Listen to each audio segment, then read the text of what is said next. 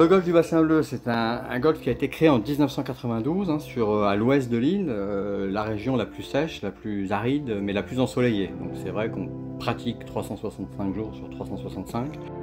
C'est un parcours très technique, il faut être très précis. Voilà, on a des fairways qui sont relativement peu larges. Et ensuite, on a vraiment deux univers totalement différents. On a les 9 premiers qui sont dans une forêt d'eucalyptus. Alors difficile parce que c'est un parcours boisé, hein, pas simple, assez torturé. Et ensuite, on a les 9 trous de retour sont plutôt des trous spectaculaires avec des vues océan qui font le charme hein, du Bassin Bleu. C'est vrai qu'on est à 300 mètres d'altitude et ça permet d'avoir un spectacle permanent sur ces trous du retour.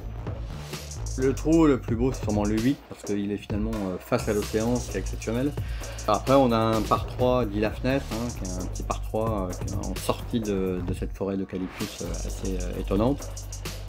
Et le 13 qui est le franchissement de la ravine Saint-Gilles. On est en fait en bordure d'une ravine. À La Réunion il y a beaucoup de ravines sèches, hein, c'est-à-dire qu'il y a des ravines sans eau. Et donc voilà, le départ des Blancs traverse totalement la ravine et c'est quand même assez spectaculaire.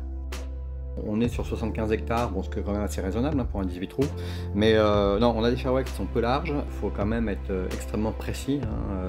On a quelques doglegs qui sont pas simples à négocier, des franchissements de ravines, des murs à monter. Enfin voilà, c'est quand même un parcours extrêmement technique où beaucoup de dévers. On est rarement à plat comme un Bourbon, beaucoup de dévers. Donc on ne jouera jamais la même partie au Bassin Bleu.